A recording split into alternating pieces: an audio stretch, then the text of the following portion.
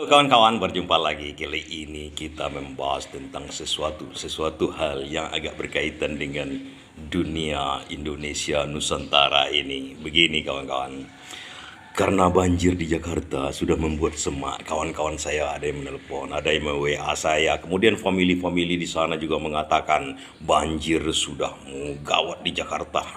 Padahal baru sedikit. Kalau kita pikir-pikir 5 tahun atau 10 tahun ada kata ahli, daur ulang dan sejarah membuktikan berkali-kali Jakarta itu dihantam banjir besar, malahan istana negara yang tak pernah kebanjiran. Itu kalau periode 10 atau 5 tahun akan kebanjiran. Nah, di sini sebenarnya pentingnya pemindahan ibu kota yang ke Kalimantan, IKN, Ibu Kota Nusantara, itu yang dinamakan oleh pemerintahan sekarang. Tapi perlu memang kawan-kawan, kalau kita kaji-kaji, kita akan berpikir bukan dari segi ekonomi atau bukan dari segi pembiayaan. Yang kita kaji adalah masa depan kalau ibu kota ini berpindah. Kita akan merasakan sesuatu hal. Nggak usah a priori kita dulu. Kita coba dulu. Banyak yang suara-suara negatif itu kan karena belum dicoba. Kita bisa belajar dari Australia. Dari Sydney pindah ke Canberra. Malaysia juga dari Kuala Lumpur pindah dia ke Putra Kelantan, apa namanya sekarang ini. Pindah, bagus. Karena di sana adanya tempat yang baru. Kalau kita menelisik sekarang bukan masalah itunya kawan-kawan. Kita akan bayangkan nanti kalau seandainya ibu kota itu dipindahkan sekali periode 5 tahun, 5 tahun sekali. Biaya akan besar. 5 tahun sekali, misalnya tukar periode presiden, pindah lagi seperti pon itu kan digilir sekali sekian tahun, digilir di suatu tempat, misalnya di Indonesia, di Jakarta, kemudian di Pekanbaru, kemudian di mana aja, di ibu kota provinsi, kemudian disebar. Ada satu hal sebenarnya kawan-kawan yang sangat menarik, yang sangat mencuat sangat mengembirakan, karena dengan adanya fasilitas pon itu didirikan di suatu tempat, dipindah-pindahkan, digilir, fasilitas olahraga di suatu tempat, di suatu provinsi, merata di seluruh Indonesia. Nah, contoh dari situ kan bisa juga IKN ini kalau digilir sekali 5 tahun, ibu kotanya pindah dari Jakarta sekarang ke Kalimantan, misal di di IKN itu.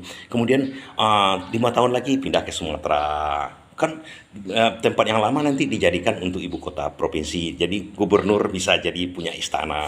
Ya, kalau memang masalah biaya, nanti dipikirkan, kita olah nanti masalah biaya. Yang kita pandang ini sekarang masa ke depannya.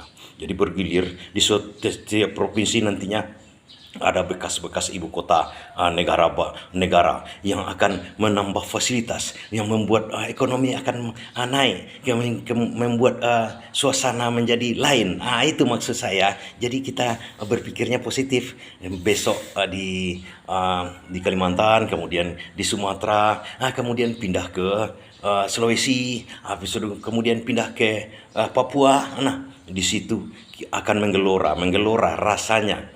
Apalagi kalau kita bayangkan pertama sekarang nih ada Impres nomor 7 tahun 2022 tentang percepatan pemakaian mobil dan kendaraan listrik.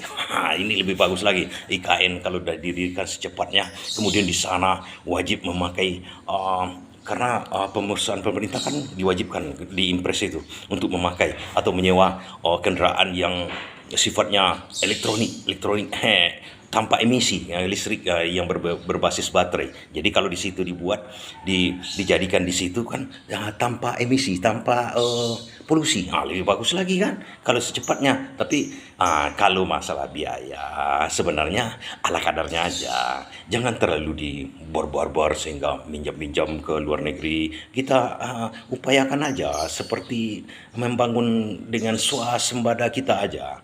Kita sesuaikan, maksudnya ukur dengan biaya yang kemampuan kita secepatnya, kan begitu. Jangan terlalu lah, kalau terlalu nanti memang agak ribet jadinya. Kalau kita buat semampu kita, seperti kita ekonomi lemah seperti saya ini, makannya cuma di warteg, ya di warteg aja. Kita buat ibu kotanya sewajarnya, seperti pon kan dipindahkan kemana-mana kan bisa. Di situ juga bisa ibu kota negara baru, fasilitasnya Kemudian ditinggalkan nanti 5 tahun pindah lagi ke misalnya di Sumatera Barat di kampung saya kan di Payakumbuh dibuat ini fasilitasnya diperbarui, lapangan udara ada. Nah bayangkan, coba bayangkan, tidak usah saya katakan, bayangkan ke depannya anak cucu kita itu menikmati hal yang bagus. Itu maksud saya. Karena banjir sekarang ini akhirnya menyeruak lagi keinginan untuk itu. Banjir, sumpek kita di Jakarta kawan-kawan. Kalau saya berkunjung ke Jakarta tempat famili saya, tempat kawan saya, aduh sumpeknya, macetnya di mana-mana. Dengan adanya mengurangi beban dari situ kan, Jakarta pun agak lega sedikit ya kan. Begitu maksud saya. Kita pandang dari sisi lain aja ya pemindahan ibu kota baru, apalagi banjir sekarang ini. Ada sedikit informasi atau ide-ide dari saya. Terima kasih.